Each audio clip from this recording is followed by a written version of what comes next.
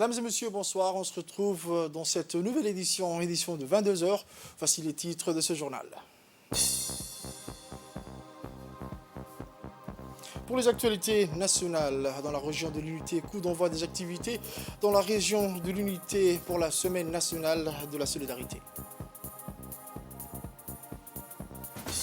Au Nigeria, 6 otages libérés par l'action conjointe des forces de défense et des milices. Les détails dans cette édition. Le journal au complet à présent, mesdames et messieurs. Je vous disais dans le titre, le coup d'envoi de la Semaine nationale de la solidarité ça a été donné ce matin, soit les activités de la Semaine nationale de la solidarité dans la région de Dikil, avec un événement placé sous le haut patronage du Premier ministre Abdelkader Kamel Mohamed. En effet, le chef-lieu de la région de l'Unité était en effervescence ce matin pour accueillir les membres du gouvernement accompagnant le Premier ministre, en premier desquels la ministre des Affaires sociales et des Solidarités. Arrivé par avion à l'aérodrome de la ville de Dikil, le Premier ministre était accompagné de plusieurs membres du gouvernement et hauts responsables du pays. Un accueil de plus chaleureux a été réservé à ces délégations ministérielles par les autorités de la région, les parlementaires et les cadres dikilois. D'emblée, le Premier ministre Abdelkader Kamel Mohamed, accompagné de la ministre des Affaires sociales et des Solidarités, Mme Olofa Ismail Abdo, et des autres membres du gouvernement, se sont dirigés vers les infrastructures abritant de nouvelles installations de la caserne de sapeurs-pompiers pour la région de Dikil. Ce projet de construction de cette caserne à Dikil, le second après Tadjoura, s'inscrit dans le cadre du projet d'appui à la réalisation des infrastructures socio-économiques et à la promotion des activités économiques dans la région.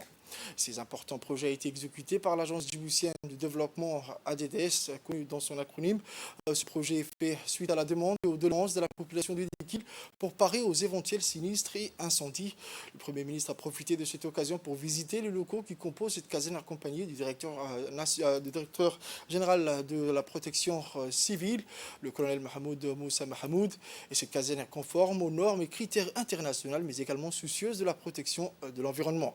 Raison pour laquelle le Premier ministre et sa délégation ont été conviés à la plantation symbolique de quelques arbres au sein de la caserne. Dans une interview qu'il nous a accordée, le directeur national de la protection civile s'est réjoui de la visite du Premier ministre à la caserne et a indiqué que cette caserne répondra en temps et en heure aux besoins de la population de cette belle région qui est la région de l'Unité. Lors d'une interview qu'elle nous a accordée à l'issue de la visite de la caserne des sapeurs-pompiers aux côtés du Premier ministre, la ministre des Affaires sociales et de Solidarité, Mme Olof Ismail Abdo, a rappelé que cette action s'inscrivait dans le cadre de la Semaine nationale de la solidarité. On écoute la ministre Olof Ismail. Voilà, comme le Premier ministre vient de le dire, aujourd'hui, nous sommes sur la région de Dikil, comme on dit, la région de l'unité. C'est une vraie fierté. On a ouvert le bal des régions par la région de Dikil, comme à l'accoutumée. C'est la première visite depuis ce matin, depuis l'arrivée justement de tout le monde à la région de Dikil. On va voir le lancement au conseil régional, au sein du conseil régional. Donc voilà, c'est un ouvrage qui a été réalisé par l'Agence djiboutienne de développement social, comme vous le voyez. C'est pour compléter un peu les infrastructures vraiment complémentaires et qui sont nécessaires pour la région de Dikil. Dikil est devenu un grand pôle économique et il était nécessaire d'avoir une caserne d'une telle capacité.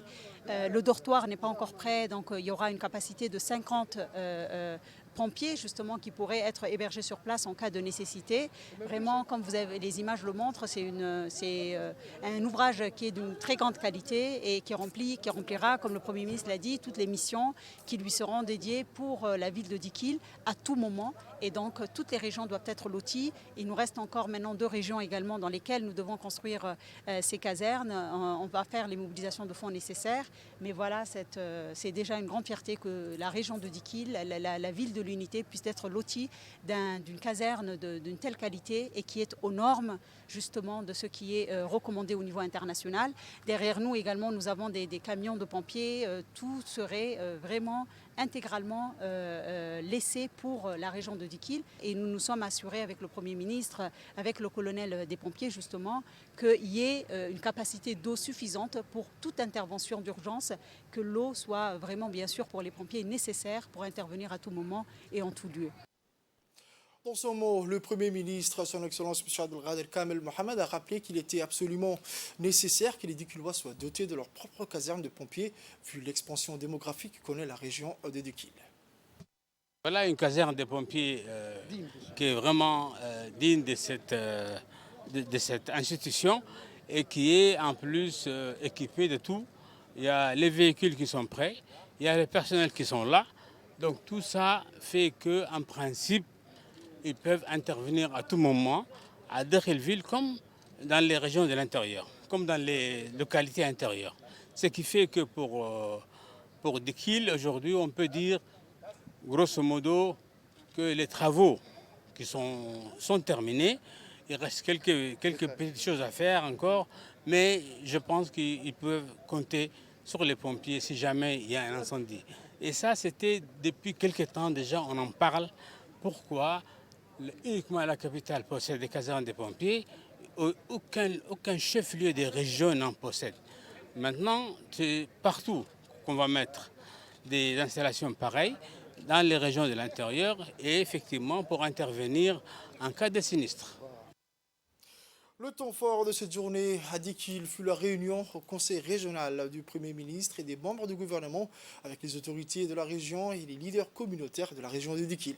Sages, notables, femmes et jeunes ont répondu présents à l'appel de la ministre des Affaires sociales et des Solidarités, Olouf Ismaël Abdo, dans le cadre de cette semaine nationale des solidarités dans les régions dont le top départ a été donné dans la région de Dikil. Il a rappelé que la Semaine nationale de la solidarité est une occasion pour le gouvernement d'informer et de sensibiliser le public sur les nombreuses interventions et programmes sociaux du pays. Il s'agit avant tout d'améliorer les conditions de vie des Djiboutiens en situation de précarité. Et dans cette optique, plusieurs réalisations sociales ont vu le jour dans de nombreux secteurs. Dans le domaine de la mise en œuvre de la politique de protection sociale visant à renforcer la résilience des bénéficiaires dans une plus large mesure l'autonomisation. C'est le cas ici à Dikil où plusieurs actions et programmes ont vu le jour à travers le ministère des Affaires sociales et des solidarités, tels que les transports monétaires, les guichets sociaux, mais aussi les différents projets sociaux qui ont été réalisés grâce à l'ADDS. Lors de cette réunion, il était question ce matin de mesurer l'impact des programmes et actions du MAS sur les bénéficiaires.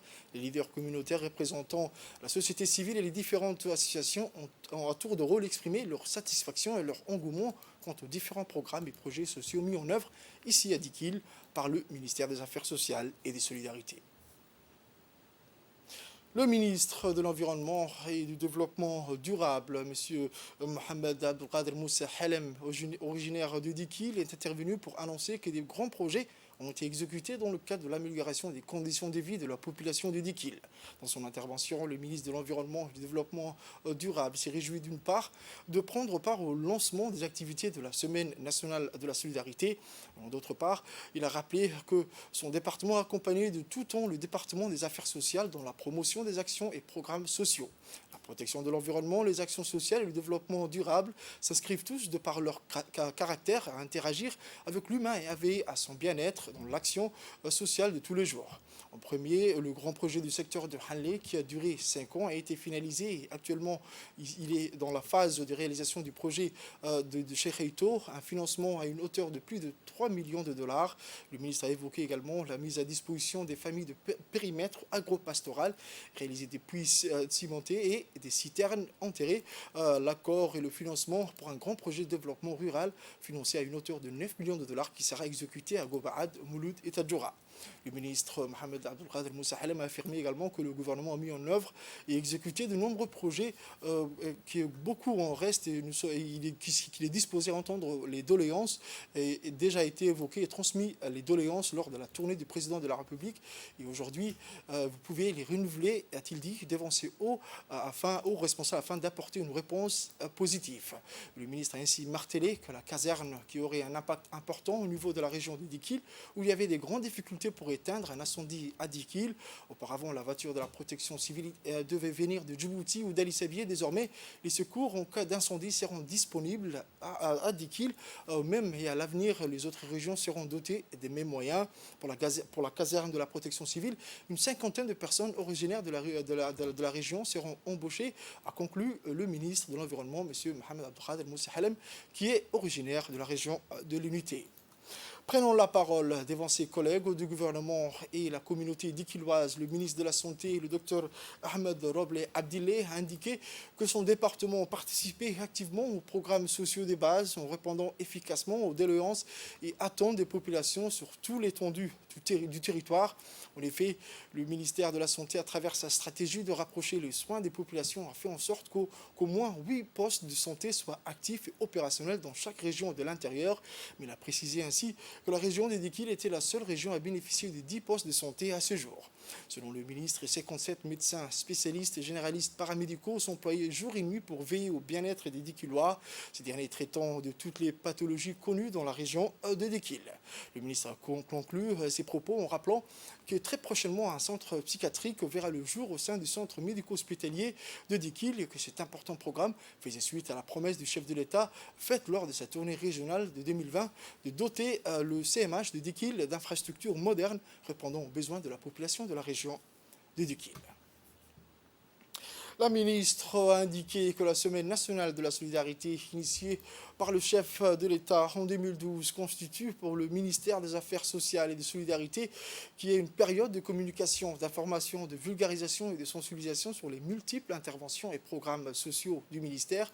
C'est aussi une étape d'introspection pour évaluer la pertinence et l'efficience de nos stratégies et programmes sociaux.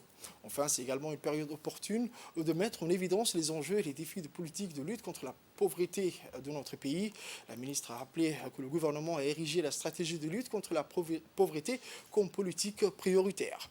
Aussi, nombre de documents stratégiques, programmes ont été conçus et mis en œuvre afin d'offrir à nos concitoyens des conditions de vie dignes, tant dans la capitale que dans les régions. Que la région des Dikil est l'une des régions où la pauvreté et le chômage sévissent le plus et touchent plus particulièrement les jeunes. Aussi, dans sa volonté d'apporter des réponses sociales durables et efficientes, le ministère des Affaires sociales et de Solidarité a mis en œuvre divers programmes et projets sociaux. Dans le cadre de l'autonomisation des individus et ménages vulnérables, le ministère des Affaires sociales et de Solidarité, à travers son agence d'exécution, la DDS, a mis en œuvre un projet de formation des jeunes entrepreneurs communément appelé Forge.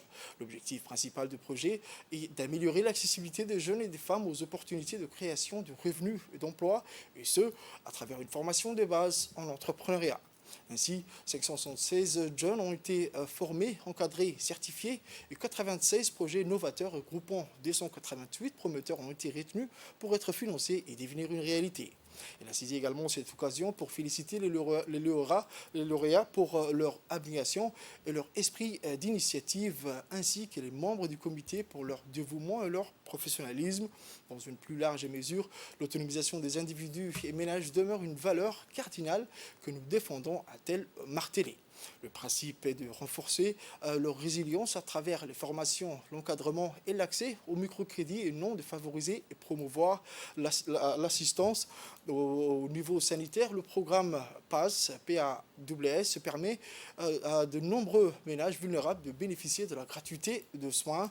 Le transfert monétaire et les transferts en vivres permettent également à de nombreux ménages de bénéficier d'une sécurité alimentaire.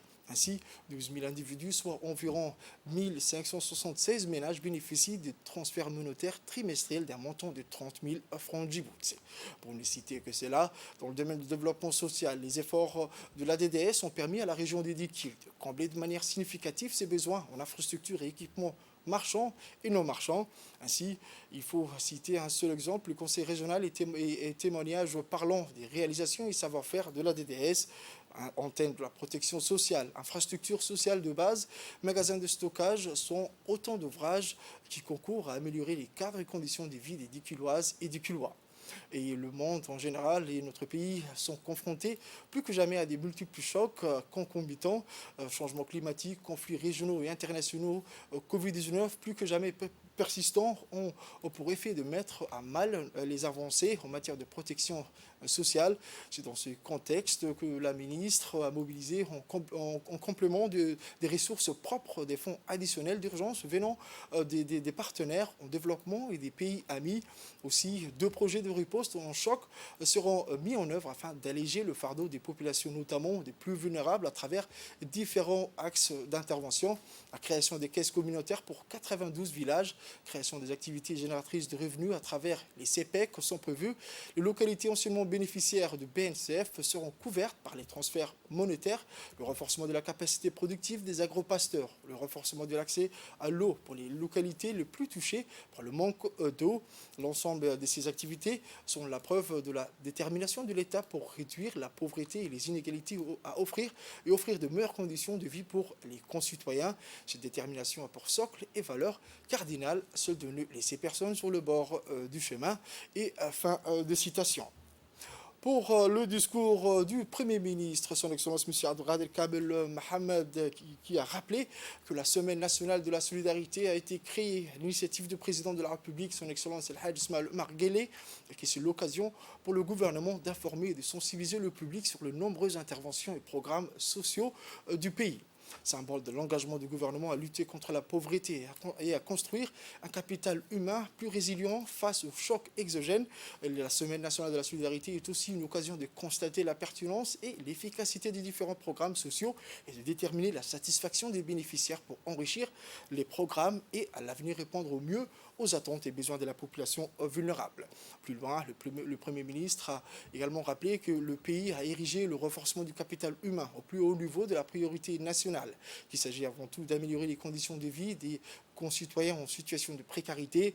Aussi, dans l'atteinte de cet objectif, de nombreuses réalisations sociales ont été effectuées dans de nombreux secteurs. On citait que plus de 25 000 individus, soit 4 338 ménages, ont bénéficié de la gratuité des soins, ainsi que 595 étudiants des DIKIL inscrits à l'Université de Djibouti bénéficient du programme de restauration universitaire. Plus de 12 000 individus, soit environ 1576 ménages, bénéficient des transferts monétaires trimestriels d'un montant de 30 000 francs Djibouti. Avec le nouveau projet de protection sociale, on passera de 1576 ménages à plus de 4 000 ménages, soit environ 22 400 individus, et 10 714 individus, soit plus de 1000 ménages ont bénéficié de transferts en vivres. Au niveau de l'autonomisation, le Premier ministre a indiqué que plus de 4 000 individus ont pu créer plus de 700 activités génératrices de revenus à travers de prêts auprès de la CPEC, et plus de 500 jeunes ont été formés et 96 projets ont vu le jour dans le cadre du projet Forge. Enfin, le Premier ministre a également évoqué les réalisations de l'ADDS qui a enrichi les offres en infrastructures et équipements marchands et non marchands à travers la construction d'une antenne de la protection civile et l'extension d'adduction en eau potable pour les quartiers défavorisés et la réhabilitation du réseau d'adduction d'eau potable, ainsi que l'aménagement d'un marché central à Mouloud et la réhabilitation de 3 locaux communautaires à Dikil. Autre actualité de ce journal, la réunion du comité de pilotage du projet électrification durable du ministère de l'Énergie s'est tenue aujourd'hui au Palais du Peuple sous la co-présidence du ministre de l'Énergie et des Ressources halieutiques, M. Younis Ali, les ressources naturelles, M. Younis Ali Ghedi, la ministre de la Ville et de l'Urbanisme, Mme Amina Abdi Aden, et le ministre de l'Intérieur, M. Syed Nour Hassan.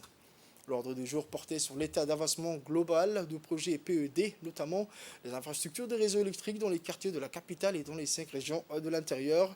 À cette occasion, l'ingénieur Aou Ismaël, membre du comité de pilotage issu de l'électricité de Djibouti, a fait la présentation d'un rapport récapitulatif sur l'état d'avancement du projet.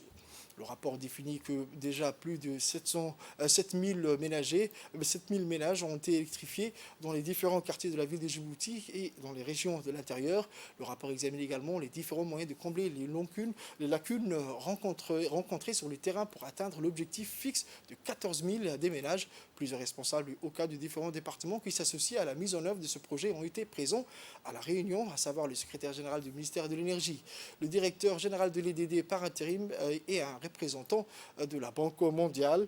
À la fin de la réunion, le comité de pilotage a fixé la date de la prochaine réunion prévue en mi-mars. Salama, Hamdani, tous ces logements ont été électrifiés aussi en 2022.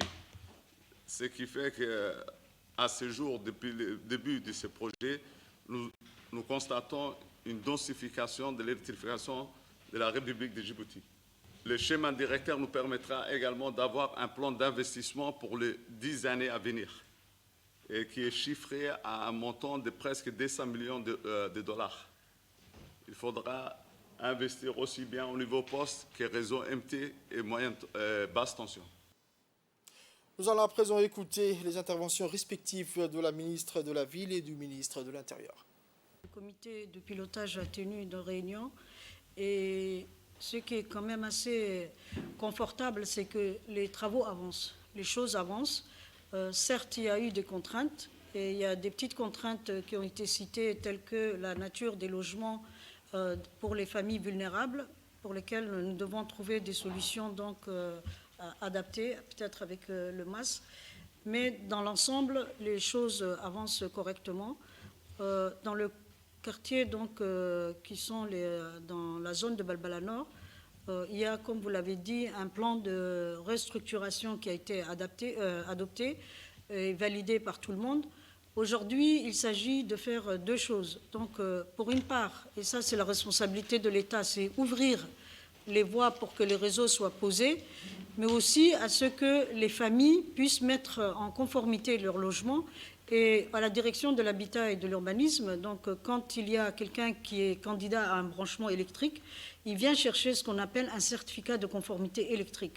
Qu'est-ce que fait la direction de l'habitat? C'est qu'elle se rend sur le site et qu'elle regarde si la maison est normalisée pour recevoir le réseau électrique.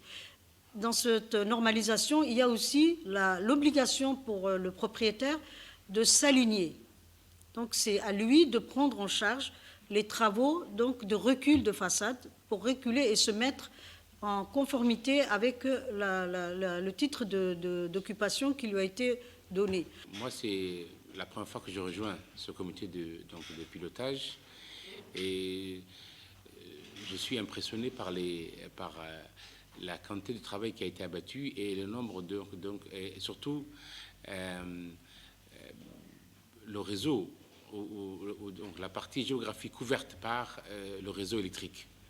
Les populations qui habitaient dans ces logements ne pouvaient pas prétendre à l'abonnement parce qu'ils n'avaient pas de pièces d'identité, soit parce qu'elles étaient veuves, soit parce que la procédure d'obtention des papiers est en cours. Et donc ça, effectivement, mais il faudrait effectivement que dans ce genre monsieur le préfet est là, dans ce genre effectivement d'affaires, il faut que cette population soit privilégiée, qu'on sache au niveau, parce que je pense que il y a plusieurs manières d'obtention des papiers. Il y a la naturalisation, mais il y a également aussi les procédures normales d'obtention de la carte d'identité directe.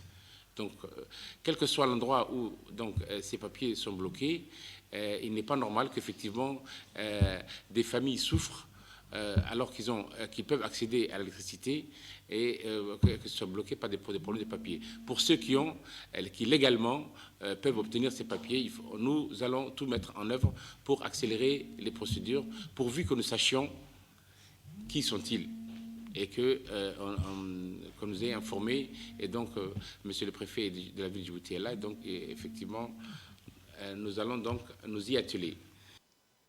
Nous allons écouter à présent les propos du ministre de l'Énergie, M. Younis Ali Keti. On se réunit aujourd'hui dans cette réunion pour discuter du comité directeur de notre projet qui tient à cœur à toute la population de Djibouti, qui est le projet d'éducation durable mené par les ministères de l'Énergie avec Électricité de Djibouti. Donc, nous avons dans cette réunion discuté d'abord de la situation actuelle et des réalisations qui ont été faites durant cette année sur ce projet et sur l'état d'avancement. Le développement des kilomètres des réseaux de moyenne tension, le développement aussi des kilomètres de réseaux aériens et des foyers lumineux, mais aussi à l'accès à l'électricité et le nombre total de branchements qui ont été réalisés. Le nombre total de branchements qui ont été réalisés notons bien que ces projets visent essentiellement et objectivement brancher toutes les familles vulnérables dans notre pays, dans la ville de Djibouti, mais aussi dans les 5 régions de l'intérieur. Ce projet aura une transformation et un développement à l'accès à l'énergie de nos concitoyens qui, Inch'Allah, on espère que le taux d'éducation va passer à plus de 70% à la fin du projet. Le projet qui prendra fin normalement en fin 2023 et que nous espérons réaliser, Inch'Allah, les 14 000 branchements durant cette année, Inch'Allah.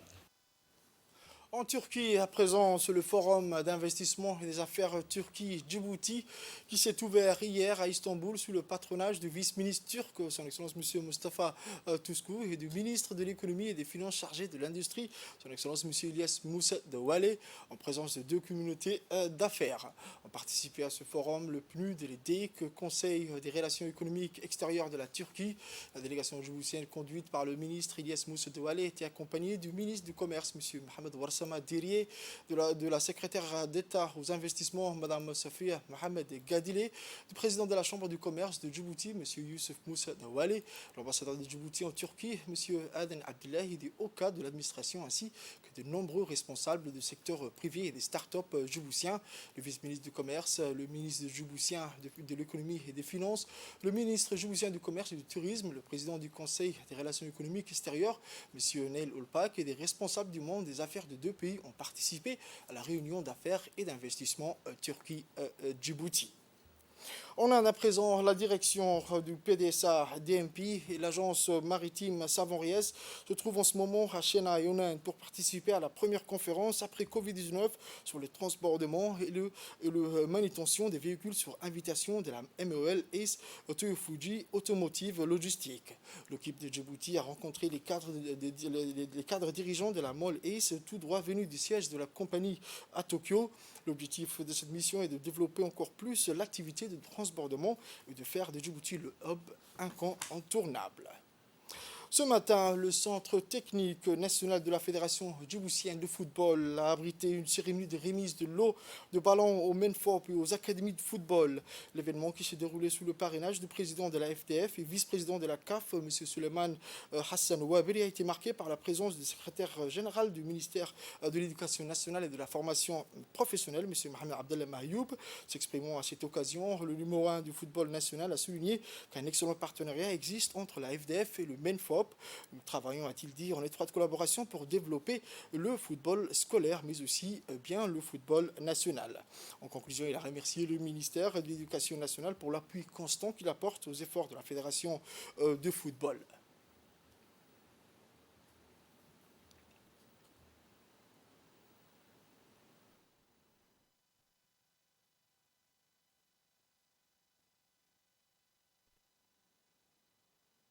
Nous sommes réunis ici aujourd'hui juste pour une cérémonie de remise de l'eau des ballons destinés aux écoles et aux établissements du ministère de l'Éducation nationale. Depuis que nous avons signé cette convention, nous avons fait beaucoup de travail. Il y a un championnat interscolaire régulier, inter-école, interclasse, inter-école, inter-circonscription et au niveau des régions aussi. Et ça nous permet de détecter des jeunes talents que nous formons aussi et qui intègrent les équipes nationales des jeunes, soit I15, I17 et I20. Donc, nous avons aussi fait des formations au niveau des éducateurs, au niveau de la licence D, et c'est eux qui s'occupent aujourd'hui de l'encadrement des équipes qui viennent de différentes écoles et établissements. De son côté, le secrétaire général du ministère de l'Éducation et de la formation professionnelle, M. Mohamed Abdellah Mayoub, a souligné qu'une collaboration intelligente lie le ministère et la fédération et que ce partenariat fructueux sont les fruits des actions de développement de football qui mène la fédération. On écoute le secrétaire général de l'Éducation. La collaboration que nous avons témoigne aussi de la réflexion commune que nous avons ensemble pour un projet commun pour notre jeunesse dans le domaine du football. Ces projets dont la finalité est de former une équipe nationale qui puisse être compétitive et dont le niveau doit s'améliorer de manière quotidienne. Et donc ces projets, nous les portons ensemble avec vous, avec votre soutien et avec notre contribution. Et Inch'Allah, on voit déjà des progrès qui se réalisent. Et je voudrais ici vous assurer, Monsieur le Président, de l'entière disponibilité du ministère pour vous accompagner dans ce domaine. Votre contribution aussi au sport scolaire témoigne de votre volonté d'accompagner les ministères, non seulement dans l'appui technique, mais aussi l'appui en termes de matériel. Et aujourd'hui, les dons que nous recevons va aller dans ce sens pour accroître et améliorer les sports scolaires et plus particulièrement le football scolaire. C'était un extrait de l'intervention du secrétaire général du MENFOP. Poursuivons avec les autres actualités de ce journal. Le concours régional de la Fondation Sahamié sur la langue maternelle, plus connu sous le nom des Daris, a été clôturé par la remise des prix au Palais du Peuple. Les 6 premiers candidats de cette première édition du concours régional sur la langue maternelle ont passé une autre épreuve pour se qualifier en finale et finalement, 3 candidats ont remporté la grande récompense de ce concours. La cérémonie de clôture du concours régional sur la langue maternelle somalienne s'est déroulée en présence du président de la commune de Bolaos, M. Abdelkader Iman, du député Choukri Ali, la présidente de la Fondation Sahamié, Mme Hayat Até, la directrice de la culture, la directrice du CDC, la coordinatrice de ce concours et enfin tous les directeurs des CDC de la capitale. Dans un discours prononcé à cette occasion, la présidente de la Fondation Sahamié, Mme Hayat Até, a indiqué l'importance de ce concours et a également adressé ses remerciements à son Excellence le Président de la République, El Hadj Ismaïl Omar Guelleh, et à la Première Dame et Présidente de l'UNFD, Mme Khadra Mahmoud Haït, pour leur soutien à ce concours. Ensuite, toujours dans le cadre du projet Djibouti Zéro Déchet, le maire de la ville de Djibouti a continué ses activités d'enlèvement des épaves et des carcasses des véhicules délaissés sur les artères principaux et devant les garages. Ce matin, mercredi 11 janvier 2022, les travaux continue toujours dans la commune de Bolaos, et plus précisément dans le secteur du 3e arrondissement, dans le quartier d'Ambouli et de l'Aviation. L'objectif de la mairie est d'éradiquer les déchets et embellir les artères de la capitale.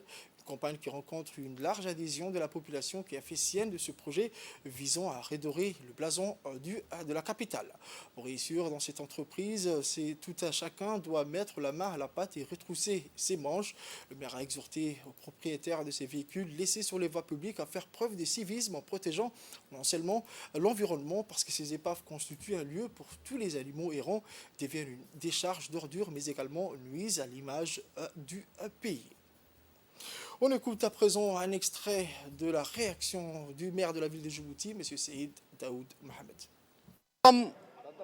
À la deuxième phase encore, dans le cadre du projet Zéro Déchet, une des composantes du projet de Zéro Déchet est en continuité. Ce sont les collectes des épaves qui bloquent les rues et les artères de la ville de Djibouti. Je crois que tolérance zéro, c'est fini. Ceux qui racontent, qui disent qu'un jour ou 2 jours et que nous allons repartir et revenir l'année prochaine, c'est faux. On sera là sur le terrain. On a été élus pour servir la population.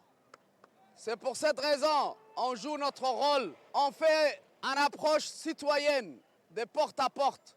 On enlève les commerçants qui bloquent le domaine public, qui ne payent pas de redevances. Je leur demande de venir payer, tous les commerçants de la commune de Bolaos, de venir payer au guichet du trésor à la mairie. Celui qui ne s'acquitte pas de ses redevances et de ses droits sera sanctionné. Je crois que ce n'est pas normal. Il faut une discipline dans cette ville. Il faut que la loi soit respectée. Et enfin, pour les actualités internationales, comme mentionné dans le titre, la population nigérienne appelle au renforcement de la sécurité dans les gares ferroviaires du pays.